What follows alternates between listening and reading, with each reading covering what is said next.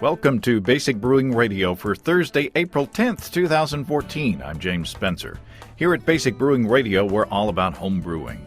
This week, Brian Sprague of Sprague Farm and Brew Works in Venango, Pennsylvania, talks about going from home brewer to professional brewer, brewing beer from hops and barley grown right on his brewery's farm. If you're new to home brewing and would like to get into the hobby for the first time, check out our website, basicbrewing.com, where you can find archives of our audio and video podcasts and our DVDs to walk you through basic and more advanced brewing techniques. You can follow me on Twitter. My username is Basic Brewing, all one word. Also, you can find me on Facebook at facebook.com/basicbrewing.james. Our show page on Facebook is at Basic Brewing, or facebook.com/basicbrewing. We're on Google Plus too. And thanks to everybody clicking on the Amazon.com associate link on our basicbrewing.com site. You know how that works. Whenever you think of Amazon shopping, go to our website first, basicbrewing.com. Click on our Amazon ad. That will take you to Amazon, where you can shop to your heart's content, and you'll be helping us to bring you the show. It won't cost you any extra. We greatly appreciate your support. We also have associate links for Brew Your Own magazine and the American Homebrewers Association on our site, too, that work in a similar fashion. You can find our Basic Brewing iPhone app on iTunes and our Android app on Amazon.com.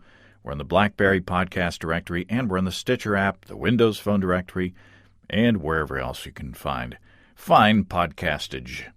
Check out our brewer's logbook at basicbrewingshop.com. In the front is a blank calendar that you can use to track your fermentations and plan your brews.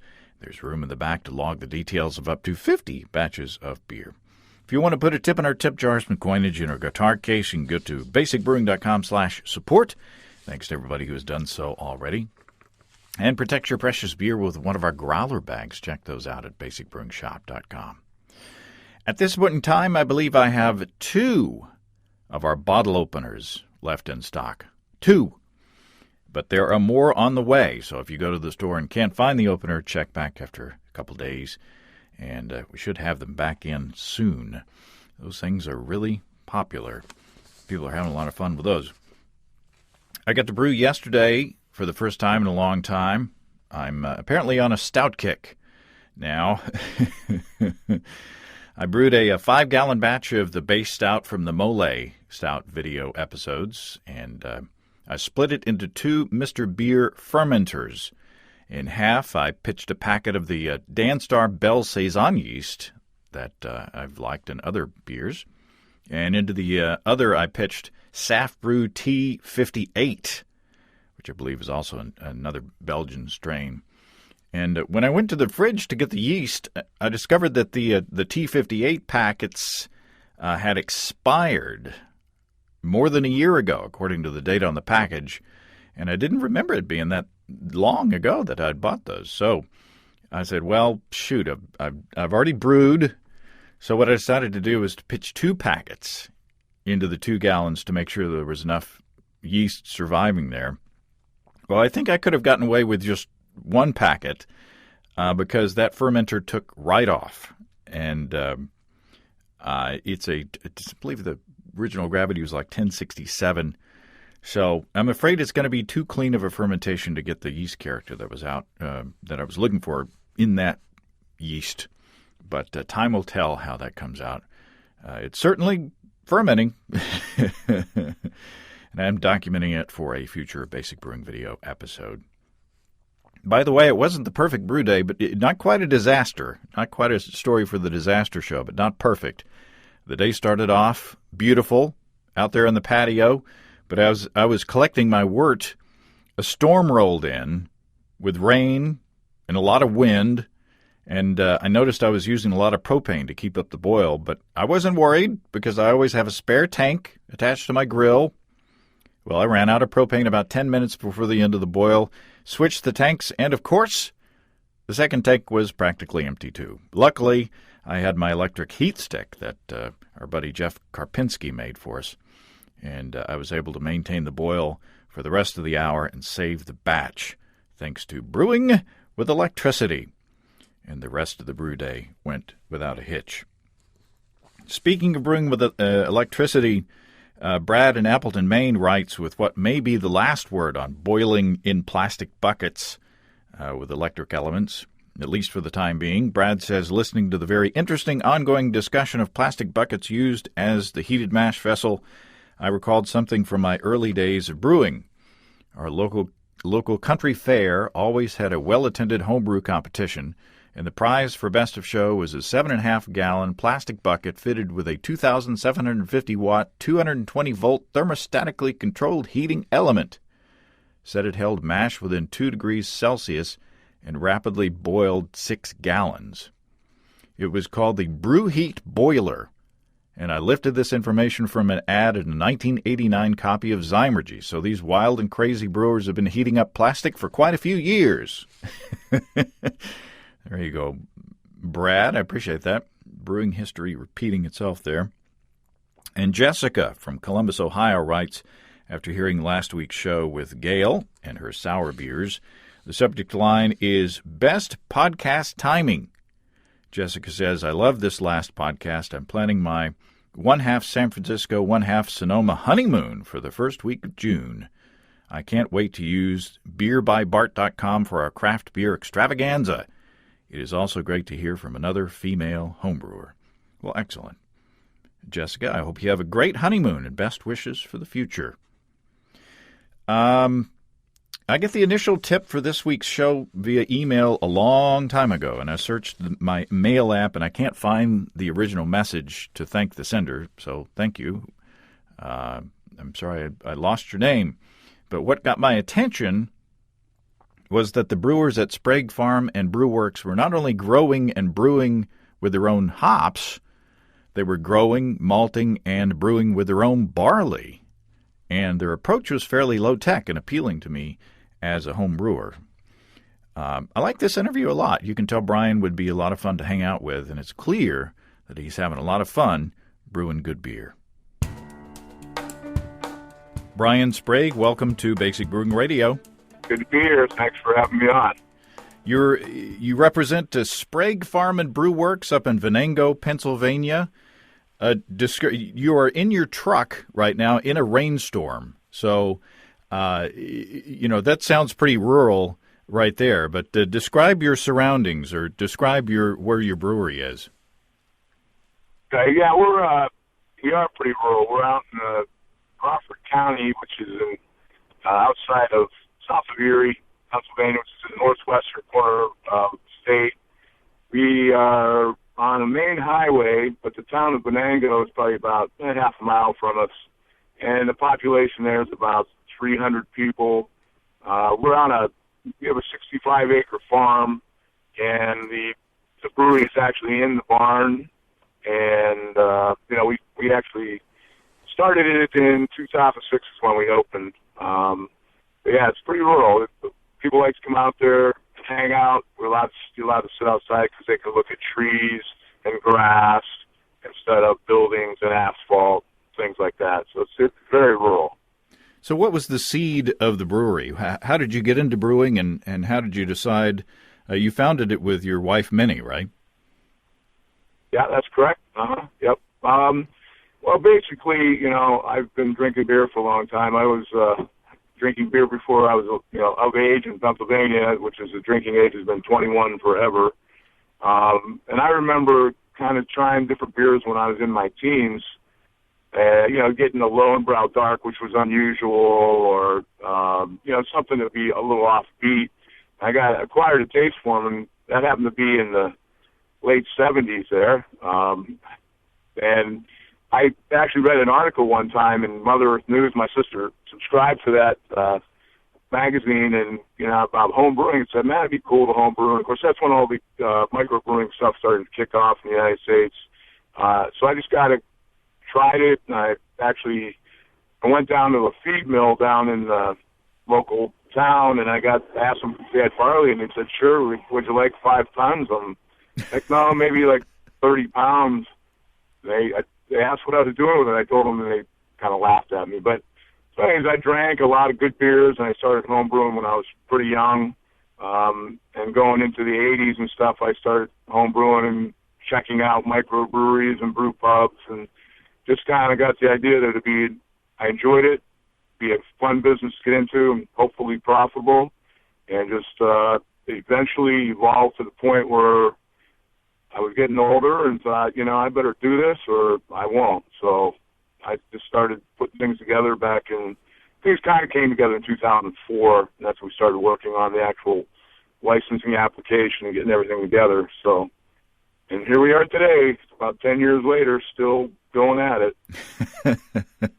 Now, the reason I'm calling you is because you are, I guess, what's known nowadays as an estate brewery, or you brew estate beers, meaning that you grow your own barley and you grow your own hops, right? Yeah, that's right. That's when we first started. I could see the farmhouse trend coming along, which you'll see a lot of farmhouse ales now. And I figured we have a farm, and I really want to. It's called Sprague Farm and Brew Works for a reason, because we want to emphasize the farm part. And I have a good friend, which I think I mentioned. His name's Joel Hunter, who's an agronomist for Penn State. And when we got started, I talked to Joel, and I said, Joel, this is where I want to do, what I want to do, where I want to go. So he said, man, I'll help you out. So, yeah, we don't do all of our beers, but we do about 10% of our beers with barley that we grow and hops that we grow.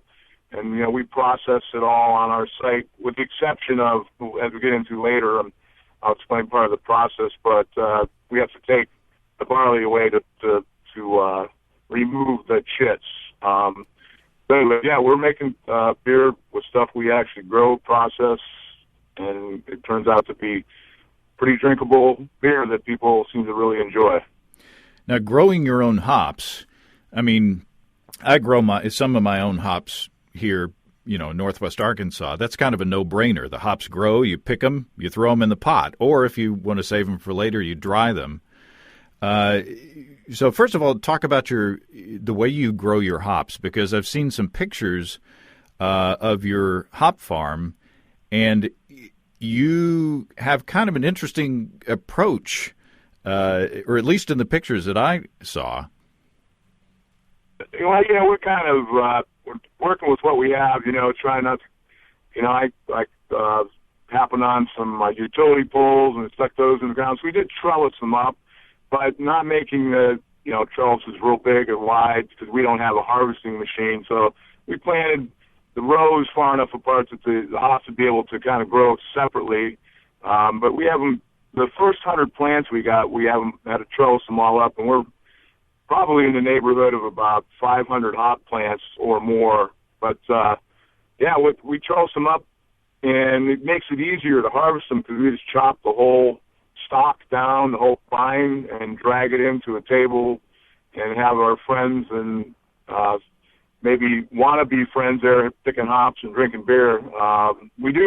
This past year, we took some rhizomes and actually transplanted them into another field, and we didn't think they'd take off the way they did, because generally it takes a couple seasons for them to really produce, but they produced, and they were just growing along the ground, which created somewhat of an issue, because you had to kind of pull them out of the weeds that were there, and et cetera. But they were able to harvest a lot of hops from there. But it's pretty basic stuff. It's not real. We don't, like I said, we don't have a harvesting machine, so it's just people picking the hops by hand. And we will give you a free beer if you help. So I guess what I was referring to is the pictures that I saw. There were a lot of were they wildflowers planted along with the hops? Yeah, that was one of Joel's ideas. He just wanted to make it look real attractive, because it's in a place along the brewery where the people can view it. So we want to add some extra eye appeal, eye candy to the thing. But after the first couple years, the wildflowers were getting pretty invasive, so they're no longer there unless they just kind of were left over.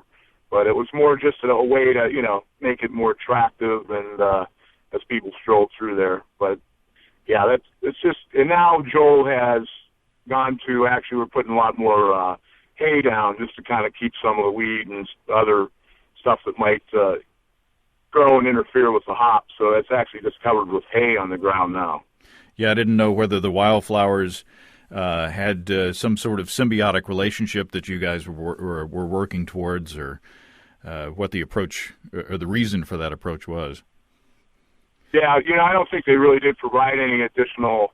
They may have broken up the soil a little bit, but I think as I keep referring to Joel's, I probably will through this whole conversation. That was his idea, and then he thought after the fact what a pain in the butt it was, actually. What hops like to grow where you are? We originally started out with we started with Magnum, Cascade, Mound Hood, and Nugget, and I had found some hops. I still work full time, and that's why I'm in my truck. I work, but I found some hops out in the just driving down the road out in the middle of nowhere, and I grabbed a mess of rhizomes from them and took them home. So I think that's cluster hops. But those are the 5 that we would have. And the guy gave me some hops a long time ago to plant it. I believe they were Cascade, just from the looks of them. I didn't really remember what they were, but the Cascade does exceptionally well. So does the Magnum. The Mound Hood does okay. The Nugget, not real good at all. And the hops that I found out in the woods seem to do pretty well as well. Huh. So, they're all kind of planted. We try to well-drained soil. They get a lot of air around them, but it's just odd that some of the hop varieties just don't seem to really do as well. But the Cascade and Magnum really they do very, very well. Now, talk about your barley. I guess in reading the articles, you decided to plant, 5 acres the first year? Talk about the kind of the evolution of that. Yeah, that was something we talked about doing. And actually, the first year we planted just a half an acre, and it wasn't a disaster, but we hadn't gotten the actual soil ready for it. Then I thought sure we'd be able to find somebody to come and harvest it for us, but unbeknownst to me, you got these giant combines, and no farmer wants to come down and harvest your half acre of barley. So we had to kind of just kill that under, Nobody wanted to make one pass with.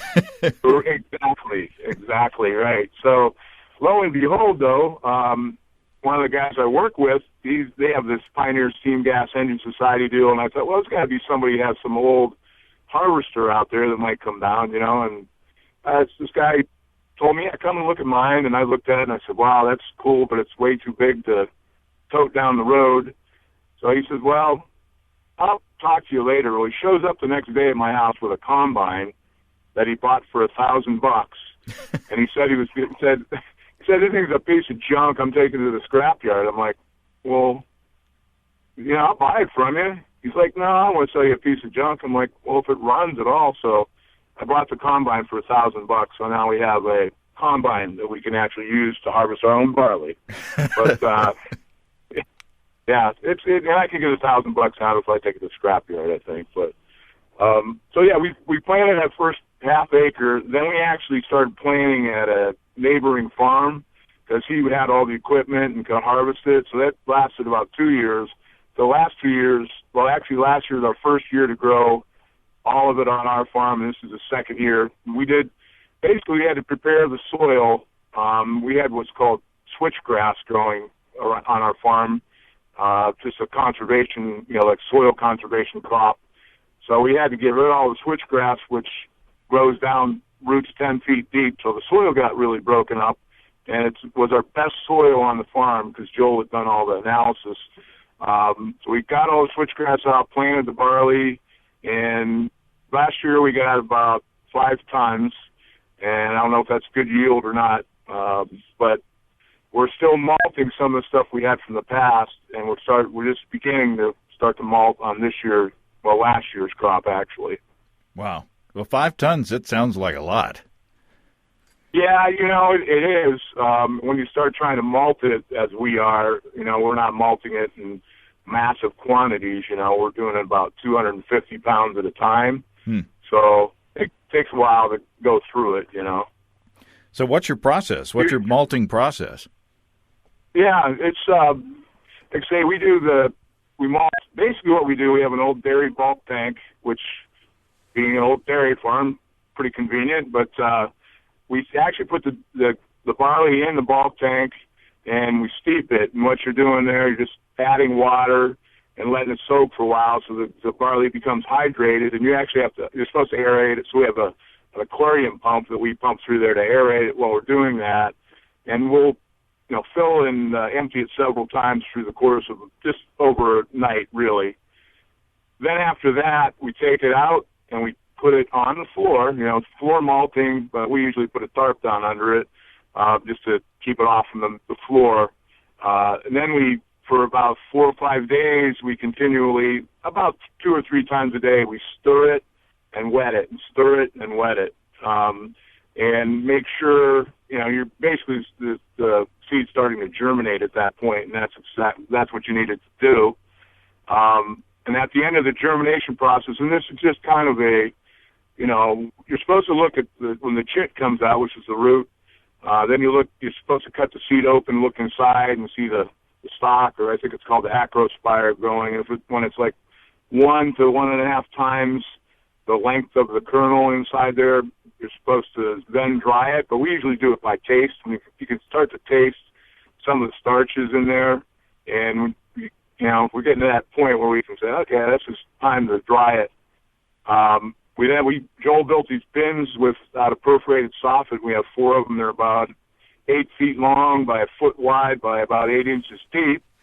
So we put the wet barley in there on elevated, and then we have 2 big air movers that we blow hot air underneath them, and generally the grain will dry in about 2.5 to 3 days. And it's not the most efficient way, and our temperatures aren't really controlled. I mean, they're controlled, but we're not. When you make a malt, you're supposed to keep the grain at a specific temperature for a specific amount of time to get, say, crystal's more of a roasting thing, but say a Munich malt or pale malt or whatever. But we're just going with basically ours becomes a Pilsner malt when we're done. It's really real blonde and real light, and that's the process, with the exception of the part where we have to take it off site. And I can go into that. It won't take. It's just an additional thing we have to do. Sure. Okay. So lo and behold, we got this barley, and it's got these roots sticking on it that they don't want to come off. And we brewed some beer with them on, and it made the beer taste kind of soapy. So that's not good. So we tried running them through an auger and blowing big fans on them to try to blow the chits off, like, they throw grain up in the air and all the chaff comes off. And it worked to a degree, but it was never effective. So I said, I got to find this out. So my wife and I took the truck to Massachusetts to pick up some kegs at Wachusett's Brewing, and there's a little malt place up there called Valley Malting.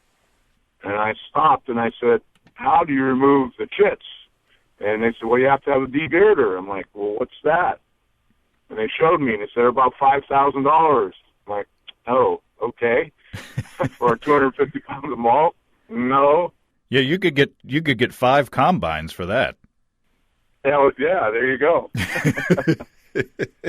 So lo and behold, I said, okay, I'll look into it. I went back and I talked to Joel, and we were very fortunate. A town close to us called Meadville, Pennsylvania. There's a business there. It's called Ernst Conservation Seeds, and they grow wildflower seeds and all kinds of stuff. And they have 2 debearders there that they let us use. Actually, we pay them for operating for an hour and a half. So we were fortunate enough to have within 10 miles of our house a place to go and debeard this grain. And that's the biggest pain in the butt, when it comes down to the finished product. And if you don't have a debearder, good luck, because I don't know how you get the things off there. We do some specialty malts. We put them in a coffee roaster in the oven, and the chits will burn off. But other than that, I don't know about, the debearders, obviously, that's the tool you need to remove the roots from the grain. So we were fortunate to be able to find that. Well, I've learned a new word today. So I I don't know. What's that? I don't know if I've ever heard the word debearder before. Yeah.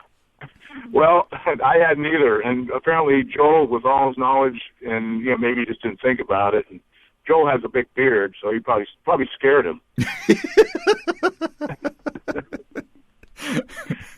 Yeah, debearder. That's what the machine is actually called, and it's essentially what you do is when you put your grain in, it has a drum that rotates around, and then there's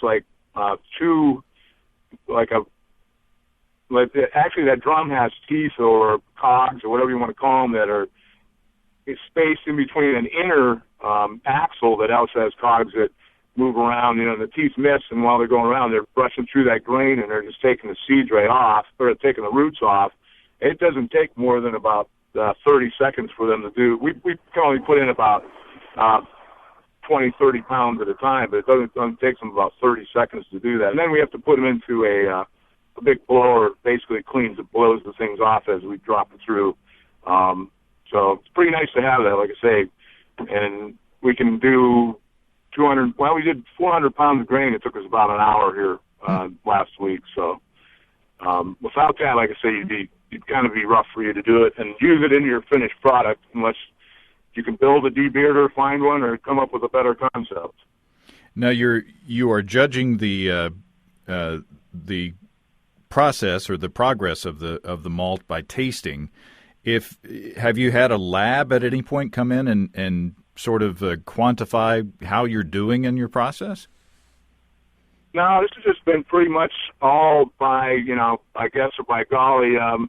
We have our hops analyzed, so we know what the alpha acid content is and stuff. But the barley, we haven't really done anything to see where we're at. It's just been, okay, let's make a small batch with this and see what happens. One of the things I know they're concerned about with barley is stuff that can get mycotoxins, which are little, I think it's cytokine fungus on there. But Joel has, I think he took some in to make sure we had nothing like that was in the actual barley. But other than that, it's here we are, doing the old home brewing thing and just having fun with it, and experimenting and seeing what happens. So obviously we can make beer. The stuff ferments out. Once you've put it in the mash, you get wort. You put yeast in it, it ferments out, and it makes alcohol. It's we've had the beers analyzed, and we're coming in. It's relative to what you put in for your your grain bill, but the beers we're making are 4.5%. They're not. Obviously, we could add a lot more barley and try to amp them up, but it's working. It actually is making a finished beer. So, talk about your specialty grain process. You mentioned that. Yeah, we've tried several different ways. Initially, we just put it in an oven, and everybody stood around and drank beer, and it got on fire, and we all smelled like a campfire, and didn't work out so well, And yeah, it was fun though. Everybody got pretty well. Let's say we were, had a lot of libations when we were doing it. So anyways, we tried that. Then I got a popcorn popper, and I tried it in a popcorn popper. It didn't work. I tried it in a peanut roaster, which rotated and spun, but it still would either burn or just wouldn't come out right. Then Joel went to the point of taking it to the oven in our farmhouse and just sitting there for 4 hours and watching it and stirring it. And, he'd stir it like every 15 minutes. So we made a good crystal malt that way, but we finally ended up getting like a big coffee roaster that you can put inside of an oven. It'll hold about 15 to 20 pounds of grain at a time, and put it in about 475, spin the thing a few times, shut it off, come back in 45 minutes, spin it a few more times, and within a couple hours, it's definitely speeded up the process. We're not there for 4 hours messing around with it, just a couple, and it's a nice crystal malt. It's our version of a crystal. It's got some raisiny flavor. What you have to do when you do something like that, you want it to basically you need to crystallize, and you have to get it at the end of the germination process when it's still wet, and then you roast it, and it caramelizes sugars. It actually turns the sugars into liquid for a while, and then it caramelizes them, and that's, what ends up giving you the crystal, or it could be a dark Munich or something. It's just it's our version of a specialty malt. And that's the only one we've really tried to do, other than burning the hell out of stuff by accident. That's your black patent. Exactly. You got that right. So you're getting some of your barley for your local beers, for your estate beers. You grow your barley locally, you grow your hops locally. I'm assuming your water is local. Yeah, we use well water on the farm. So what about yeast? Yeah, that's the only thing that I really we're looking at.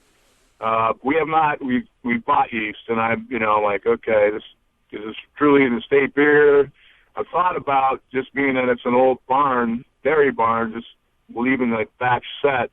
I'm a little scared, just kind of letting see what jumps in there, because talk about barnyard stuff. We got it. I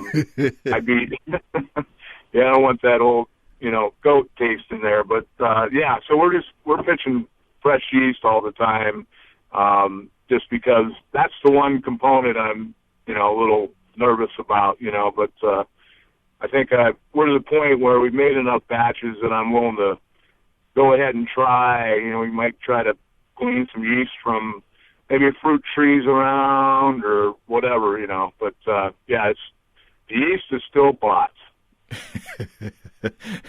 Well, I can't say as I blame you for being a little shy about that part of the process. But it might be fun to see, what kind of local microflora you've got around there. Yeah. We were just recently had some people come up, and they did a brew that's Chatham University down in Pittsburgh, and they came up and they got some of our barley and did a brew, but they actually went ahead and got some yeast. I think they got it from an apple orchard. They collected it from there. So I want to see what happens with what they do, and maybe get some ideas and pointers from them. See what they've figured out. And I read some things about other people that started harvesting yeast that way. So it's definitely doable. You probably want to have the old trial and error thing before you actually put the beer out in the public, because it may be pretty scary tasting. But yeah, so I'm going to wait, let some other people do it and try to glean some knowledge and information from them and see how that works. Well, from the pictures that I've seen on your website and the articles that I read that are linked to from there, it's a beautiful place. The brewery itself has a lot of charm, and then if you make reservations ahead of time, I'm assuming you can actually stay on the property, right? Yeah, that's right. We call it the Sleeping Leaf Lodge, which my wife was telling people, you can sleep and get the hell out. I'm like, well, we can't say that. So Sleeping we don't provide breakfast for you, but it's, Sleeping Leaf, sounds really nice, which it is. It's our old farmhouse. We don't live there, but if you make reservations, you can stay, and we don't rent a room out, bedroom to you and a bedroom to somebody else. If you rent it out, you get the entire farmhouse. There's 5 bedrooms, a kitchen, 2 baths, and what a lot of people do, they'll rent it for day or weekend, and they'll have a half a dozen friends or 10 or whatever they feel comfortable with, and they can go there, make their own food, walk up to the brewery, have some beers, listen to some music, and go crash if they want, come back later on. It's a good way to be able to enjoy yourself without having to worry about driving home, all that stuff that we all have to concern ourselves with. So it's and it's nice to have that as a guest house as well. So when we have friends come in from out of town, we can say, hey, man, there you go. Stay at the farmhouse. But it's worked out pretty well. We have the 65 acres there that you can roam around on too. It's got there's French Creek is only about 100 yards from us, and it's one of the it's pretty pristine stream for being in Pennsylvania. Got a lot of unusual wildlife. Therefore, the one beer we have is called Hellbender, which is actually a giant salamander that lives in French Creek. So that's our porter So we have some stuff to do there. There's three golf courses within 5 miles of the place, even though we're out in the middle of nowhere. Really a fine dining establishment 1 mile away in the town of Venango. And for 300 people, Venango has 5 places to drink. So I don't know if that tells you anything or not. But sounds like my kind of town. Yeah. Well, Brian, this has been a lot of fun. I have it as a goal to come up and visit and see, how you guys work it. It sounds like you really love what you do. Yeah, absolutely. I'd love to have you. Let us know, and you could stay at the farmhouse. It would be fun. You know what? I think what really, to me, about the whole thing, when you start any kind of a business, you don't know how you'll be received, but it's been really, the community has really been receptive to us, and we got a lot of people that almost become like your family. You got all these people that show up, and it's just like being in your living room, and that's how we treat it. Usually Minnie and I are there hanging out and just BSing with people, drinking some beer, listening to music. And I always say, we built the place I'd go hang out at anyways, so why not own it, right? That sounds great. Well, I appreciate your time, Brian. I appreciate it. Thanks for having me on. I hope to get to meet you someday in person. Thanks again to Brian. What a nice guy. And if he's not a nice guy, he fakes it really well. I keep threatening to experiment more with malting, and this is yet another nudge in that direction. It'll be easier now that the weather is threatening to warm up. If you have brewing questions, show suggestions, or just want to say howdy, write to james@basicbrewing.com or just fill out the contact form on basicbrewing.com. And don't forget to tell us where you're from. You will find our new bottle openers on our shop, at least for a limited time. They may not be there on the shop when you take a look, because we're down to the last 2, as I said at the beginning of the show. But if you don't see them, they'll be back. Our Basic Brewing growler bags are available. Protect your precious home brew and craft beers. You take it from place to place. Check out our support link where you can throw a couple of bucks into the tip jar by subscribing financially to our podcasts. Be sure to check out our DVDs, of course.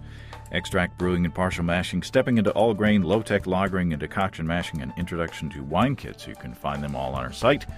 And when we get more bottle openers in stock, the combo deals will reappear back in the store, because I've got a deal there to get a free bottle opener with the combo deals. You can check out our Basic Brewing shirts in the store, too. Our logbooks are on the store. Keep track of up to 50 batches of beer. You can see a listing of the fine folks across the country who sell our DVDs on basicbrewing.com, and if there isn't a vendor in your area, you can order them online in our online shop at basicbrewingshop.com.